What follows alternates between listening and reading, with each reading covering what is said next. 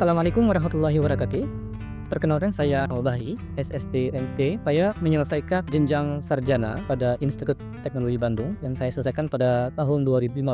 Kemudian melanjutkan studi pada jenjang magister di kampus yang sama yaitu Institut Teknologi Bandung yang saya selesaikan pada tahun 2018.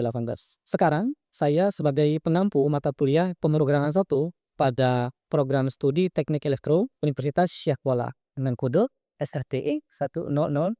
Kali ini saya akan membahas tentang rencana pembelajaran semester yang saya dan tim lakukan. Tentunya meliputi TPS, CPMK, kemudian bobot nilai dari masing-masing penilaian yang kemudian menjadi nilai akhir dalam bentuk buruh bagi mahasiswa dengan ketentuan nilai A di atas 87, kemudian nilai AB di rentang 78 hingga di bawah 87, kemudian nilai B di rentang 69 hingga 78, kemudian nilai BC di rentang angka 60 hingga di bawah 69, kemudian rentang C di angka 1 hingga di bawah 60, kemudian nilai B itu ada di angka 41 hingga di bawah nilai 51. Nah, selain itu akan mendapatkan nilai E. Tentunya ini semua merupakan satu kesatuan dari semua prosesi belajar yang dilakukan oleh mahasiswa. Adapun pembahasan yang dilakukan pada materi ini cukup beragam karena ini adalah pemrograman 1 yang merupakan mata kuliah yang menjadi tantangan sendiri karena sering dianggap sulit oleh mahasiswa. Jadi akan diawali dengan memahami alur dari pemrograman tersebut yaitu dengan menggunakan Scratch. Jadi pada pertemuan pertama hingga ke-16 itu sudah ada bagian-bagian sendiri. Jadi di pertemuan pertama akan ada pembahasan tentang kontrak kuliah dan pendahuluan dari mata kuliah ini, kemudian penggunaan Scratch dan berbagai macam sub pembahasannya, baik itu dari tampilan hingga penggunaan dari Scratch itu sendiri. Nah, setelah UTS, maka mahasiswa akan dilanjutkan dengan mempelajari coding langsung menggunakan pemrograman Python. Nah, dengan pemrograman Python ini diharapkan menjadi skill dasar bagi mahasiswa untuk kemudian menyelesaikan mata kuliah selanjutnya bahkan hingga lipsi. Jadi diharapkan mata kuliah ini mampu untuk mendukung karena merupakan hal yang sangat mendasar bagi mahasiswa bidang teknik elektro khususnya di bidang IT. Kemudian di pertemuan pasca UTS diantaranya ada penggunaan string, kemudian penggunaan number and math. Di pertemuan ke-10 ada function and loops, dan kemudian di pertemuan ke-11 ada finding and fixing code bugs, dan kemudian ada conditional logic, dan kemudian ada encounter flow. Nah, kemudian akan disusul dengan ujian tengah semester lagi di pertemuan ke-12, kemudian dilanjutkan dengan materi selanjutnya tuple, list, and dictionary. Kemudian di pertemuan ke-14 akan ada OOP atau Object Oriented Programming. Kemudian di pertemuan ke-15 akan ada pembahasan tentang file input and output. Dan kemudian pertemuan terakhir di pertemuan ke-16 akan ada UAS. Jadi pemrograman 1 akan ada 2 kali UTS dan 1 kali ujian akhir semester. Kemudian untuk bobot dari masing-masing CPMK seperti yang terlihat pada tabel yang disajikan. Sekian saya sampaikan mengenai mata kuliah ini. Terima kasih. Assalamualaikum warahmatullahi wabarakatuh. Waalaikumsalam warahmatullahi wabarakatuh. Pada hari ini kita melanjutkan materi kita sebelumnya mengenai pemrograman 1 ya. Pada sesi-sesi sebelumnya kita sudah belajar tentang penggunaan Scratch ya. Scratch pada pemrograman. Kira-kira kenapa kita perlu menggunakan Scratch pada pemrograman? Kenapa nggak kita langsung ke codingnya saja? Apa kira-kira? Boleh, silakan. Baik Pak, untuk mengetahui dasar-dasar algoritmanya Pak. Ya, baik sekali. Betul ya. Jadi kenapa kita perlu belajar Scratch? Karena ini kan pemrograman 1 ya. Artinya mahasiswanya adalah mahasiswa-mahasiswa yang baru mempelajari pemrograman. Ya. Kalau tiba-tiba dicemplungin ke dalam codingnya langsung yang sangat sensitif, baik itu huruf kecil, huruf besar, spasi, bahkan titik koma, itu sangat sensitif, maka yang ada kebingungan ya. Oleh karena itu kita perlu untuk mempelajari alurnya terlebih dahulu dengan menggunakan Scratch. Kenapa kita menggunakan Scratch? Karena dengan Scratch itu kita cukup untuk menggabungkan blok-blok saja gitu ya. Jadi kayak main puzzle. Kalau puzzle-nya cocok, maka itu bisa kita gunakan. Kalau puzzle-nya tidak cocok, tidak dapat kita gunakan. Itu dasarnya kenapa kita belajar Scratch terlebih dahulu. Sekarang kita diskusi tentang function and loop. Fungsi dan loop. Ada yang sudah tahu tuh apa yang sebenarnya fungsi? Fungsi. Ya, fungsi dan loop. Kalau loop sudah jelas ya, loop itu adalah satu perulangan. Ya, macam-macam namanya. Ada iterasi, ada loop, ada perulangan dan sebagainya. Kalau function ini adalah suatu modul yang kita gunakan untuk menghimpun beberapa perintah dalam satu kesatuan. Misalkan gini, sederhanai. Kalau seandainya kita punya langganan penjual nasi goreng, ketika kita ingin memesan nasi goreng yang tiap hari kita pesan itu aja, apa yang kita lakukan? Kita bilang nasi goreng kayak biasa gitu kan ya? Nah, begitu jual kursi. Jadi kita nggak perlu jelaskan, nasi gorengnya jangan pedas bang, jangan pakai bawang misalkan. Jangan pakai ini. Kita nggak perlu sebutkan satu persatu lagi. Dengan adanya fungsi, kita cukup menggunakan peringkat yang sebelumnya sudah biasa kita gunakan. Jadi kita misalkan sampaikan bahwa nasi goreng seperti biasa. Itu sudah menghimpun semuanya dengan jalan yang cukup singkat. Kita nggak terlalu banyak ngomong, kan gitu ya. Oke. Selanjutnya kita masuk ke materinya. Nah, ini tes awal. Tadi sudah kita lakukan dalam waktu 10 menit. Tes awal sudah kita lakukan dalam waktu 15 menit tadi. Kemudian kita langsung ke materi. Tadi kita sudah membahas tentang fungsi. Pada pemrograman Python, pasti kita menemui beberapa perintah yang antaranya ada print, ya, ada input, ada float, dan lain-lain. Nah, semuanya ini sebenarnya merupakan fungsi. Ini fungsi, ini fungsi, ini fungsi, dan lain-lain juga merupakan fungsi. Tapi bedanya apa? Fungsi yang ada di sini ini merupakan fungsi yang merupakan bawaan dari Python-nya, gitu ya. Apakah kita bisa buat fungsi sendiri? Bisa. Nah, itu fungsi yang berbeda. Tapi kalau yang contoh di sini ini adalah fungsi bawaan yang sudah ada pada Python. Apakah kita bisa membuat fungsi dengan nama yang persis sama seperti ini yang sudah membuat bawaan Python?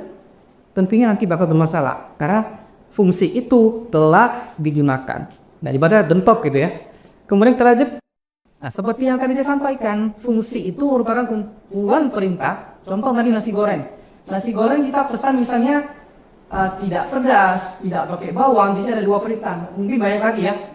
Misalkan jangan terlalu berminyak dan sebagainya. Ada banyak perintah ya yang tersimpan ya. Jadi bagaimana caranya kita mudah untuk memberikan perintah yang persis sama dengan cara yang cukup singkat. Itu fungsi. Jadi kita cukup bilang nasi goreng bang kayak biasa, gitu kan. Jadi kasus inilah yang mengilustrasikan bagaimana fungsi digunakan. Oke, kita lanjut.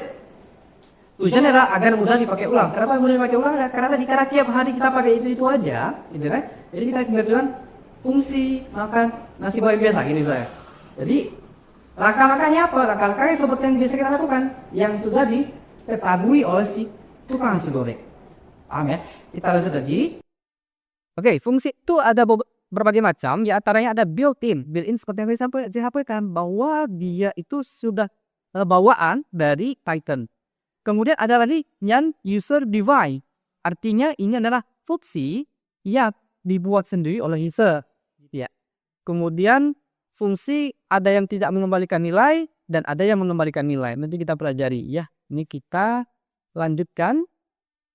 Contoh kita lihat di sini.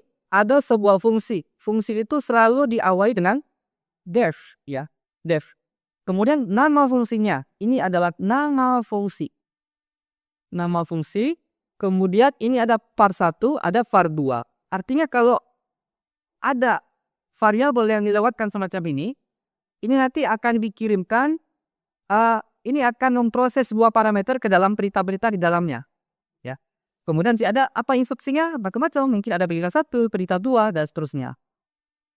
Pertanyaan saya, apakah ini merupakan perintah coding dari Python semuanya? Tentunya bukan. Nah, Anda perintah coding dari Python, perintah pun ada. Jadi ini adalah CDOPE, kode keuang yang mengilustrasikan bagaimana program itu berjalan ya. Kemudian ada return untuk kembalian dari fungsinya. Yang tadi di awal disebutkan bahwa fungsi ada 2. Ada yang memberikan kembalian return ya, ada yang tidak memberikan return. Oke. Kita lihat di sini, ada satu fungsi signature. Oke. Diawali dengan def seperti yang saya sampaikan. Diawali dengan def. Kemudian diikuti dengan nama fungsi. Jadi ikuti penamaan fungsi berupa variabel dan seterusnya. Dalam kasus tadi diilustrasikan menggunakan variabel 1 dan variabel 2. Parameter 1 dan parameter 2. Apakah boleh tidak ada parameternya? Boleh tidak ada. Oke. Kita lanjut. Untuk lebih memahami dari konteks ini, maka saya akan langsung menggunakan coding. Jadi dalam hal ini kita akan membuka kompleks V2PY. Kompleks V2PY itu berikut codingnya.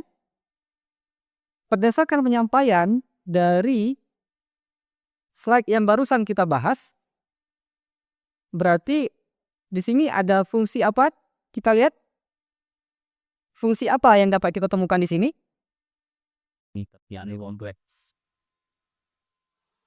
Boleh, saudara? Oke, bagus. Nah, nama fungsinya adalah minta bilangan kompleks. Dari mana kita tahu ini fungsi? Tentunya karena dia diawali dengan def ya. Oke, bagus.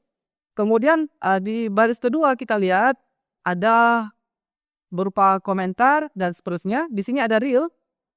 Kemudian real ini adalah suatu variabel yang diberikan isian berupa input. Input ini apa berarti? Tergantung data yang diinput oleh user. Bagus ya. Kemudian ada lagi variabel baru namanya imaginate, juga sama mengandalkan inputan dari user juga. Kemudian kita lihat sini ada imaginer selanjutnya sama dengan float. Kenapa kita perlu ada float di sini? Karena bilangan gue bilangan desimal Float kita artinya mengcasting ya, memaksa dari bentuk variabel yang satu ke bentuk variabel float. Artinya apa? Artinya inputan dari user ini bukan merupakan float. Berarti ini input datanya apa nih? Input datanya adalah string, guys. Ya, ini string. Apakah string dapat kita operasikan secara matematis? Tentunya nggak bisa. Nggak bisa kita hitung menggunakan teks ya. Oke, oleh karena itu, memang yang diinput adalah angka 1. Berarti jangan lupa, itu dalam bentuk string, teks. Apakah ada hasilnya atau angka? Ya, nggak mungkin ya. Nah, oleh karena itu, kita konvensi dia. Kita paksa yang bentuknya tadi adalah sebagai string, ya, string. Kita paksa menjadi bentuk float di sini. Maka kita gunakan cerita float. Oke, dan kemudian operasi lanjutan karena kita diskusi tentang fungsi dan loop, maka ini saya skip. Ada return, kembalian, dan seterusnya. Ini contoh dari program 1. Oke, kemudian kita lanjut lagi. Coba kita cek ke kompleks P3 kode selanjutnya. Ini juga sama. Apakah ada hal yang berbeda di sini dengan contoh ini sebelumnya? Secara umum sama ya. Secara umum sama. Nah, ini semua adalah ilustrasi dari penggunaan puisi. Apakah sudah ada ilustrasi penggunaan looping sih? Wow, belum. Belum ada. Oke, bagus. Kita lanjut. Baik. Sudah mengerti mengenai fungsi? Sudah ya. Penjelasan sederhana seperti tadi.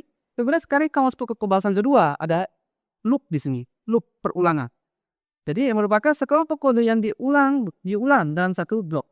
Bayangkan kalau zaman dulu mungkin ada siswa yang dihukum untuk menuliskan misalkan saya tidak mengulangi kesalahan saya kembali, misalkan seperti dia. Tulis berapa baris hukumannya misalkan gitu ya. Nah, kalau siswa itu minta coding, dia tinggal buat program untuk menulis itu tadi dengan perbedaan di ujungnya saja berarti ya. Nah, baris 1 berarti 1, 2, 3, 4 sampai mau 1000 baris pun dihukum itu dalam waktu singkat selesai itu pada codingan gitu ya. Nah, karena inilah fungsi dari loop. Karena dia melakukan sesuatu yang sama secara berulang-ulang gitu. Ada dua jenis loop, diantaranya ada loop while dan ada loop for. Nanti kita lihat masing-masing kemudahan dari fungsi dari loop ini. Oke, di sini kita lihat loop. Ada penggunaan while di sini sebagai perulangan ya. Dan kondisinya apa? Kondisi itu kan hasil akhirnya true atau false ya. Kalau benar dia ngapain, kalau salah ngapain aja leader. Nah, dalam hal ini kondisinya apa?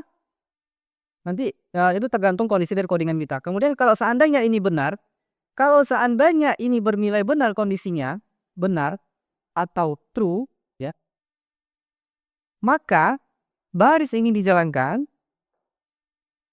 dan kemudian setelah selesai lanjut ke baris selanjutnya.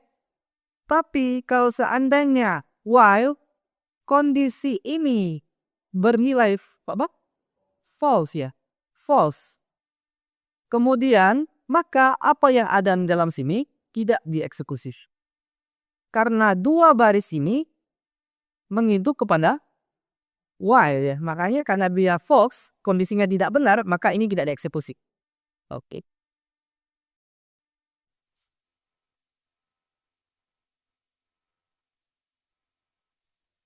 Kita lanjut.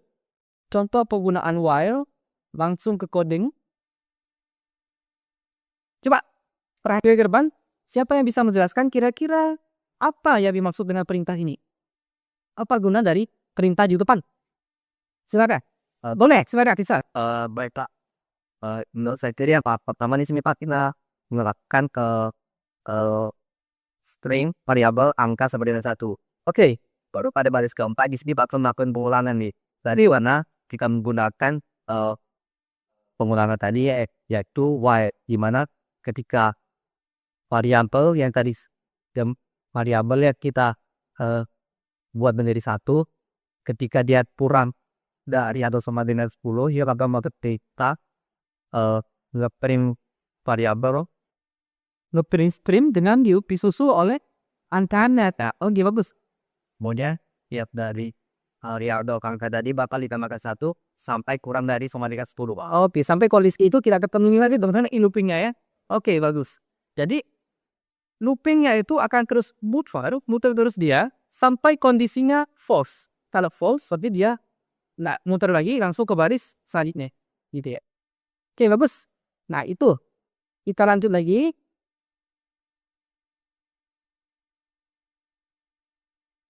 Adalah kita kalau kan dia ada while, kemudian ini ada for. Coba diperhatikan lagi. Kalau while tadi hanya while lagi kondisi ya, kondisinya seperti ini. Sekarang coba kita lihat di for. Ya susunannya mirip ya. For, elemen, operasi dan seterusnya sekilas dengan ilustrasi sebelumnya, hanya berbeda tulisan for. Nanti kita lihat contoh nyatanya seperti apa. Diawali dengan kata for, diakhiri karakter .2. Kalau tadi sama ya, dan tidak diawali dengan kata while, disusul dengan .2.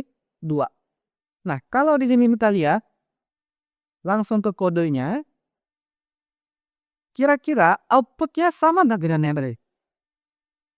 Sama nggak output dengan yang tadi? Sama. Coba kalau penasaran, karena coding itu adalah ilmu eksak, bukan langsung kita. Ya. Kita ke barat.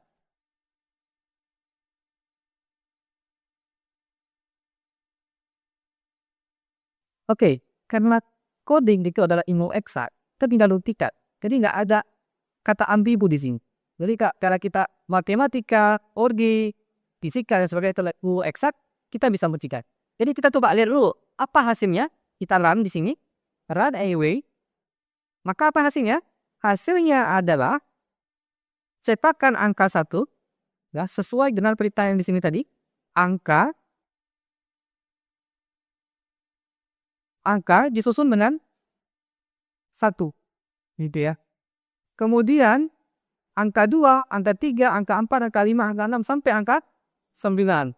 Artinya dicetak dari angka 1 hingga di bawah 10. Itu maksudnya. Ya. Artinya range-nya itu adalah 1 sampai 9. Makanya 1, 2, 3, 4, 5 sampai 9 di sini. Selesai ya. Untuk kalau penggunaan top. Sudah terlihat enggak penggunaan while tadi dan penggunaan for? Ya. Mungkin ada pertanyaan, silakan. Boleh, silakan. Silakan Mus Adidit. Pertanyaan saya Lulus Manuel dari PPA. Saya ingin bertanya, apa perbedaan antara loop for dengan loop while? Loop for dan loop. Gampangnya kita lihat perbandingan dulu ya. Kita dukung. Oke, coba kita lihat while bentuknya seperti apa nih? Angka lebih kecil sama dengan 10. Berarti kira-kira karena ini dimulai dari sampai tadi ya. Berarti 1 sampai lebih kecil sama dengan kira-kira ini hasil cetakannya apa? Atau angka berapa yang dicetak? Oh, sampai angka 10 yang dicetak. Kalau yang tadi sampai dicetak sampai angka 9. Kita lihat perbedaannya di mana. Kenapa lebih kecil sama? Kalau seandainya sama dengan yang nggak ada, otomatis yang dicetak adalah angka 1 sampai 9. Ya. Itu sama dengan yang di sini. Nah, kalau dia ada sama dengan, artinya 10-nya juga akan dicetak. Nah, perbedaannya adalah kalau kita lihat isinya menggunakan kondisi seperti ini, kalau pada U4 kita tetap memanfaatkan in range Z. Jadi ada tentang angka yang ditentukan, kemudian akan kipannya. Itu benar. Kalau isinya menggunakan kondisi. Coba perhatikan. Kalau di while, kalau di for, ada nggak perulangan aja operasi tambah satu sendiri? Ada nggak? Nggak ada kan ya? Nggak ada. Nah, nggak bersih di sini. Nggak ada operasi penambahan ada satu. Kalau while tadi, dia mengandalkan jadi angka itu bertambah kalau kita operasikan secara matematis. Tapi kalau di for, dia akan pasti setiap perulangan itu nambah satu tanpa dikasih berita. Itu bedanya. Bisa ya? Apa kemudiannya? Berarti kalau for seperti ini, kita nggak bisa custom ceritanya. Nah, bisa jadi kita buat kelipakan 1, 3, 5 dan seterusnya ya. 1, 4 berapa tadi? 1, 4, 7 dan seterusnya. Nggak bisa kita custom kalau pada for. Tapi kalau mode while, kita bisa custom karena kita punya kendali di sini. Itu perbedaannya. Bagus ya? Oke. Selanjutnya, ada pertanyaan lain? Ya, boleh. Insan, silakan. Baik Pak. Sebelumnya saya tadi boleh kita kembali ke function dari Pak. Function, what ha? Dan saya masih punya sedikit kendala Kak, masih ada sedikit saya belum paham Pak. Oke, baik. Di function ya, yang ini ya. Oke, silahkan. Nah, jadi Pak di function tadi ya Pak, Bapak kan saya menjelaskan bahwa perintah-perintah dari item ticket sudah ada seperti trade-nya, dan sebagainya macamnya. Nah, kemudian kita memiliki jika kita ingin membuat suatu function, kita juga bisa notice Pak. Ya tuh Pak, salah satu kita pada tadi pakai fungsi yang dimiliki dari Python baru adalah direct suatu adalah klikkan Pak. Jadi ya, sekat. Jadi Pak ini saya tanyakan Pak, fungsi dari itu buat apa dan apa nih Pak? Nampaknya kita tidak menggunakan titel pada fungsi yang bakal dalam data. Oke, baik. Bagus sekali Bapak Risa. Ya. Jadi penggunaan return dari Papa return ya. Ya Pak. Oke, bagus. Logikanya gini. Kalau seandainya kita ingin menghitung 2 setelah kurika. Ya. Parameter apa yang populer? Jadi ya Pak. Dari ya. Adalah DP ya. Iya Pak. Apa namanya misalnya? Dede ya. Oke. Nah, berarti sisakan kita gunakan perintah seperti def ya. Def lingkaran misalkan ya. Side circle tadi ya. Circle. Kemudian kita lakukan 2 parameter. Berarti ada P, ada R ya. Yep. Ada E. Kira-kira ada ukurnya? Ada kan hasilnya? Hasilnya apa? 2 lingkaran. Nah, kalau kondisi yang seperti ini, kita akan menggunakan return. Jadi ketika nanti di bawahnya ada perintah, misalkan di sini ada def, kemudian di sini ada P dikali R, pangkat 2 ya. Misalkan R dikali R misalkan. Kemudian di bawah nanti ceiling ada perintah circle melewatkan apa? Parameter apa saja? Berarti kan 3,14 ya. 3,14. Kemudian parameter keduanya apa? R, misalkan kakak 7 cm misalkan ya. 7 cm. Nah, berarti ini kan fungsi ya. Ya Pak. Ini fungsi. Nah, ketika ini kita, kalau seandainya baris ini kita hapus, apakah perintah di dalam sini akan dioperasikan? Tidak Pak. Tidak, karena dia tidak memanggil ya. Siapa yang panggil? Yang panggil adalah circle ini. Nah, inilah yang memberikan perintah untuk mengeksekusi codingan di atasnya. Dengan melewatkan apa? Dengan melewatkan parameter seperti 3,14-nya masuk ke P, kemudian 7-nya masuk ke R, ya. Kemudian setelah itu P-nya bernilai 3,14 dikali 7 dikali 7. Nah, nilainya katakanlah misalkan nilainya berapa gitu ya. Berapa tuh nilainya? Coba kita gunakan kalkulator biar cepat. 3,14 dikali 7 dikali 7. 153 Enak. gitu ya, 153 gitu ya. Kemudian kita close. Nilainya adalah 153. Nah, 153. Seandainya tidak ada return di sini, artinya ini tidak bernilai 1,3 sekian. Nggak ada nilai ini. Karena nggak dikembalikan. Ibarat saya kalau pergi ke toko, pergi ke kios ya, beli mie goreng misalnya, mie goreng, uang kalian lebih banyak. Misalkan harga mie-nya 3.000, kalian kasih duit berapa? 5.000 misalnya. 5.000. Nah, kalau tanpa return, akhirnya kalian ngasih, pembayarannya nggak ada. Dan kasih gitu ya. Nah, kalau di sini 153-nya ada sebelumnya, dan tidak kembali sama dia. Ya. Jadi benar ada di sini return. Misalnya di sini ada return ya. Return dari si nilai ini katakanlah disimpan dalam variable X misalnya. Maka answer X, maka ini akan bernilai 153. Sekian tadi. Kalau ini tadi tidak ada kembaliannya dia.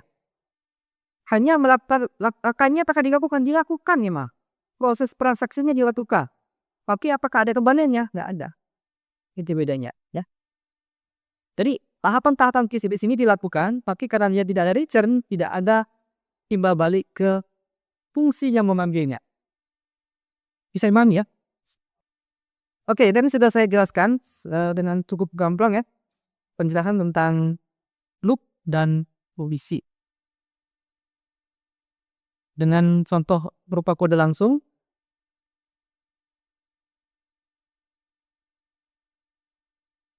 Oke, sampai di sini. Jangan lupa nanti ada tugas. Tugas dikerjakan. Nanti boleh dikontak asistennya untuk penjelasan lebih lanjut. Seperti biasa, setiap pertemuan kita ada tugas ya. Ada tugas, ada koordinator dan sebagainya. Nah, itu semua dikumpulkan untuk penilaian nantinya. Oke, sampai di sini. Apakah ada yang perlu dibahas ini? Ada yang mau diskusikan? Mungkin sudah cukup ya.